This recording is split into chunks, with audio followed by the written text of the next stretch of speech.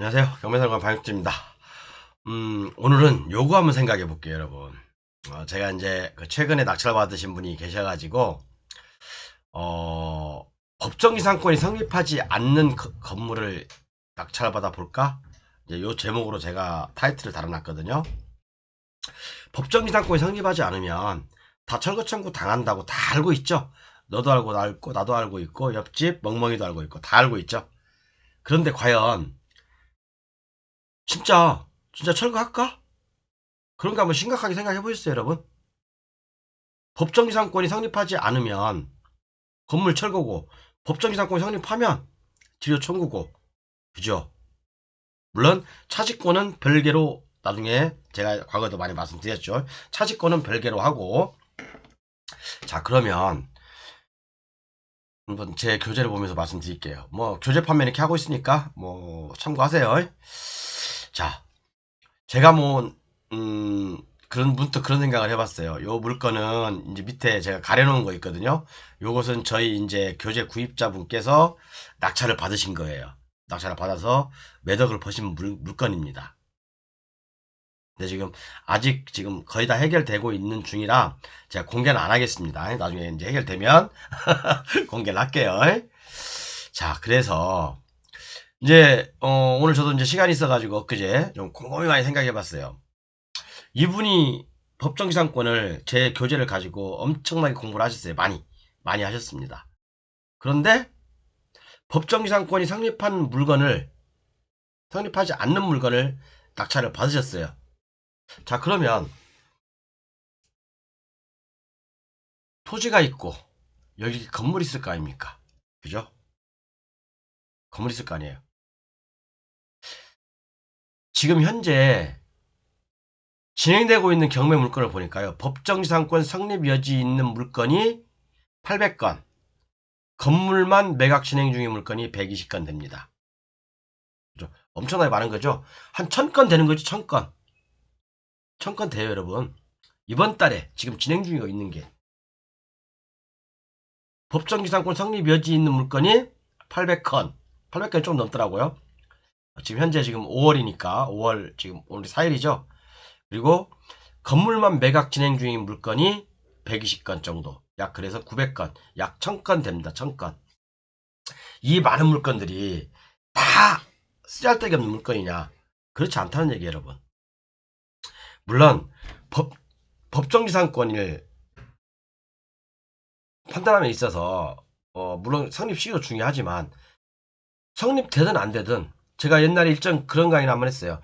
법정지상권 성립되는 물건이 오히려 똘똘한 상가금보다 100배 낫다 라고 제가 말씀드렸죠. 수익률 20% 나오는 법정지상권 성립되는 물건도 많이 있습니다. 그죠? 많이 있어요. 법정지상권 성립되면 토지만 낙찰받으면 그죠? 나는 월세 따박따박 받고 좋아요. 상가 5% 수익률 그 게임이 안 됩니다, 여러분. 그런데 이번에는 역으로 법정지상권이 성립되지 않는 물건을 낙찰을 받아봅시다, 한번. 그죠? 낙찰을 받아봅시다. 그러면 이게 이제 물론 신축인지 진지 얼마 안 된 건지 아니면 정말 썩음썩음한 건물인지 다 다르겠죠. 썩음썩음한 건물은 때려 부숴버리겠죠. 그죠? 그런 거 하면 안 되고 지은 지 뭐 한 6, 7년 이내의 것들 아니면 7, 8년 이내의 것들은 거의 뭐 신축이라고 봐야 되잖아요. 그렇죠. 자, 그러면 제가 이 건물을 지은 지 한 5년 됐어요. 다가구 주택이라고 합시다. 다가구 주택이라고 합시다. 건물이 새 거죠? 그죠? 그런데 이 물건은 법정 지상권이 성립이 안 돼. 그런데 경매사령관이 감정가 대비 10분의 1에 받았어. 이게 뭐 5억짜리인데 한 뭐 5천에 받았다고 합시다. 있어도 그만 없어도 그만 닌 돈 가지고 받았다고 합시다. 이제 저는 뭐 그 정도 돈은 없지만 부자인 사람들 많죠. 자, 5천만 원 그냥 나린다 생각하고 한번 받아봅시다. 받았어. 그러면 이 토지주가 과연 이 새 건물인데 입장 바꿔 생각해 보십시오, 여러분. 정말 건물을 때려 부셔버리고 싶을까? 물론 이 토지주는 토지를 먼저 낙찰을 받았겠죠. A라는 사람이 토지를 먼저 낙찰을 받고 어떤 사유로 해가지고 법정이상 성립하지 않으니까, 그죠? 여기 나와 있는 대로 철거 청구를 했겠죠. 그죠? 또는 지료를 안 내니까 가압류 등기를 해서 가압류 등기 촉탁으로 해서 이 건물 소유자 앞으로 등기를 해서 경매를 넣는 경우도 있고요. 그죠? 제가 일단 적어놨습니다. 이렇게 이런 경우도 있을 수 있고, 철거 청구를 통해서 넣을 수도 있고, 그죠? 그래서 여러 가지 방법은 있겠죠. 자, 그래서 이게 5억짜리가 쭉 떨어져 가지고 이제 누군가 5천만 원을 받았습니다. 자, 근데 건물이 너무 좋아. 그래서 이 토지주가 실질적으로 처음에 내 본심은, 그죠? 토지주가 본심은 이 건물을 진짜 때려 부숴버리고 싶겠어요?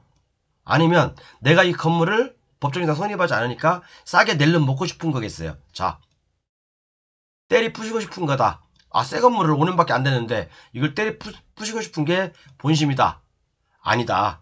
내가 이 건물까지 싸게 먹으려고 토지를 낙찰을 받은 거다. 어떤 거겠습니까, 여러분?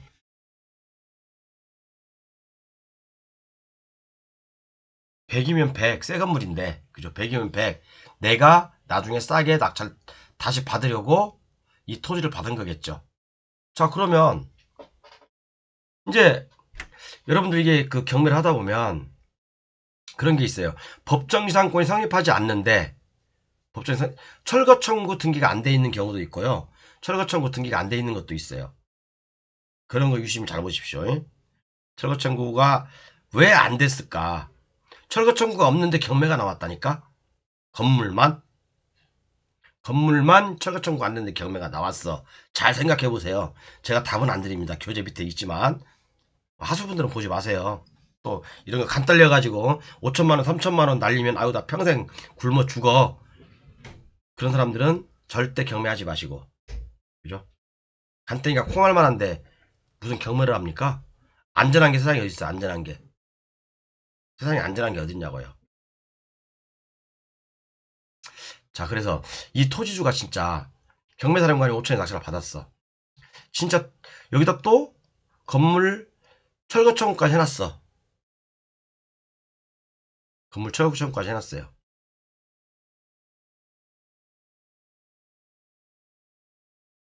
그래서 이 사람이 나보고 건물 때려 부수래. 내가 반에 진짜 건물 때려 부숴버리면 어떻게 할 거야, 이거? 건물, 이게 5년밖에 안 되는 거, 건물 때려 부숴버리면 어떻게 할 건데? 이 토지주는 또 건물 신축하는데 5, 6억 정도 들 거 아닙니까? 그죠? 한 4층이라고 합시다. 4층이라고 하면 지금 돈으로 물론, 연면적에 따라 다르겠지만, 보통 다가구 하나 지려면, 뭐 한 4층짜리 지으려면, 한 대지 연면적 한 300평 정도 지으려면 250평 정도 지어도 한 6, 7억 들어가겠죠? 원래는 지가 다 공짜로 먹으려고 했는 건데, 그죠? 나랑 이제 딜을 하겠죠. 나는 이거 한 2억만 주세요. 그럼 내가 당신한테 넘겨줄게. 라고 했는데 이 토지주는 무슨 2억이야. 1억만 받아. 신랑이 버리다가 서로 이제 감정이 격해져서 그래. 그럼 너 철거 청구할게. 그래. 그럼 나도 경매 사는 건데 알았어. 그럼 내가 다 때려 부숴버리고 나갈게. 싹 철거해버렸어요. 그러면 똑같이 서로 손해잖아. 똑같이 손해죠. 진짜 이 건물 낙찰받은 사람이 이 좋은 건물을 때려 부숴버리면 어떻게 할 건데. 그런데 이렇게 끝까지 서로 감정 싸움까지 갈까요? 여러분 갈 수 있을까 이게? 감정 싸움으로?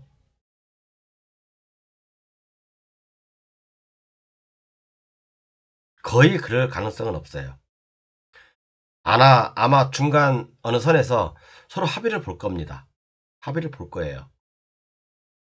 그래서 제가 오늘 법정지상권이 성립하지 않는 물건을 낙찰받으면 안 되는가라는 제목으로 해서 옛날에 법정지상 성립하는 물건을 낙찰받자라고 얘기했고, 오늘은 법정지상권이 성립하지 않는 물건을 낙찰받으면 안 되는가 라는 거에 대해서 여러분들하고 지금 생각을 해보는 거예요.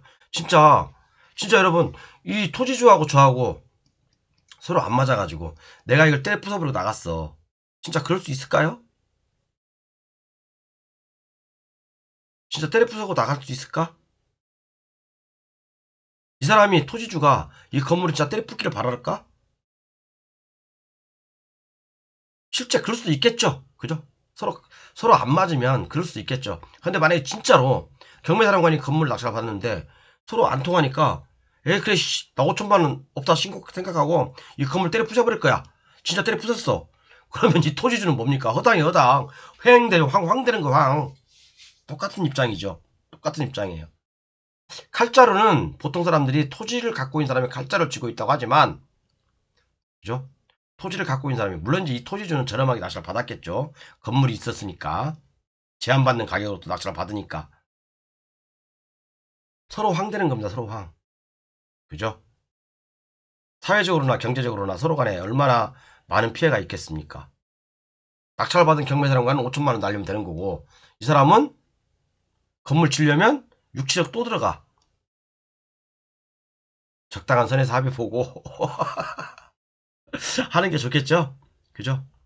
하는 게 좋아요. 진짜 이 사람이 계속 지조 청구하고, 그죠? 이게 잘 생각해야 돼요, 여러분들, 이거. 내가 토지를 낙찰받았다고 해서 계속 지조 청구해. 그럼 진짜 이 사람이 때려 부숴버리면 어떻게 할 건데, 이거. 때려 부숴버리면 어떻게 할 건데. 나 건물 다시 지어야 된다고. 그렇죠? 이해 가셨죠? 그래서 요 물건은 지금 두 건이 더 있는데, 저의 교회제 구매하신 분이 이제 낙찰을 받은 두 건이거든요. 이 강건, 이 강건 두 건인데, 정말 재밌어요. 정말 재밌어요. 역시, 내가, 이제 제가 강의했던 보람이 있습니다. 있고, 이제 거의 뭐 합의에 도달 다 한 것 같아요. 이제 그래서 이제 좀 돈을 꽤 많이 버셨는데, 어쨌든 축하드리고, 자, 여러분, 그래서 역으로 한번 생각해 보십시다. 역으로. 그죠? 제가 옛날 강의에는 뭡니까? 법정이상권 성립하는 물건 낙찰 받아라. 똘똘한 상가보다 100배 낫다. 라고 제가 말씀드렸고, 이번 시간에는 법정이상권 성립하지 않는 물건 낙찰 받을 수 있는 배짱 있으면 받아라. 단, 그 돈 날릴 생각 해라. 그죠? 보통은 뭐 한 5억짜리가, 건물 5억짜리야. 그러면 보통 뭐 3천, 4천, 5천에 낙찰 받잖아요. 그죠? 10분의 1도 안 되는 가격으로 낙찰 받잖아. 이 돈 있어도 그만, 없어도 그만. 이라고 생각한다면 한번 받아보세요. 배짱 있게. 뭐, 뭐 무서울 게 뭐 있습니까?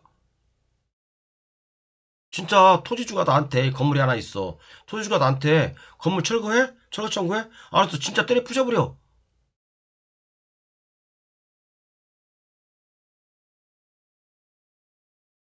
어떻게 되겠어요? 누가 손해까? 누가?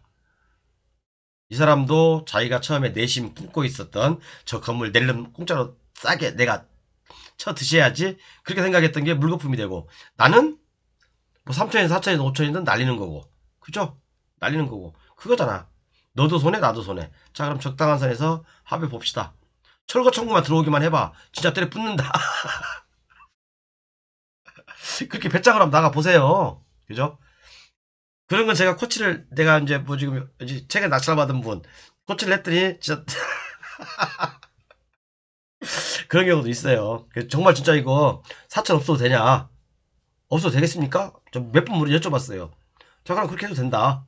라고 말씀드렸더니, 오히려 그게 한 4배, 5배 정도 다더라고요.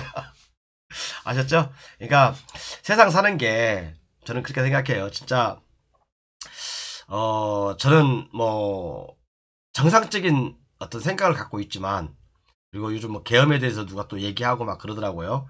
뭐, 그분이 어떻게, 정책을 폈는지, 그 정책을 떠나서, 저는 계엄 자체는, 아니라고 봅니다. 계엄 자체는. 그것은 가장 큰 실수라고 보고요. 어쨌든 간에 뭐 정치 얘기를 해서 안 되는데 또 요즘 또 뭐 민주당 어쩌고 또 국힘 어쩌고 막 얘기하더라고요. 그런 거 정치하고 관련이 없이 그냥 우리는 순수하게 경매하는 사람 입장이니까 저랑 혹시나 나중에 만나면 뭐 계엄 어쨌네 뭐 그런 얘기 하지 마세요. 저는 그 계엄 자체는 잘못됐다고 생각하는 사람 중에 하나입니다. 네. 뭐 그분이 어떻게 했든 간에 뭐 떤 이유로든 간에 옳지 않은 방법이라고 생각하는 사람 중에 하나예요. 어느 분이 이제 질문하셨길래 저는 뭐 정치적인 중립입니다 항상. 자 그래서 이렇게 법정지상권도 한번 역으로 생각해보자. 역으로 바꿔서 생각해보면 답이 보일 수 있어요. 그죠? 다음 시간에는 이제 요거 한번 해볼게요. 다음 시간에 제가 좀 이렇게 공인중개사님들 경매 공부 좀 하셔야 합니다 해서 정말 공인중개사들이 모르면 많은 사람들한테 피해를 줘요. 그 부분에 대해서 한번 얘기를 해보겠습니다. 감사합니다.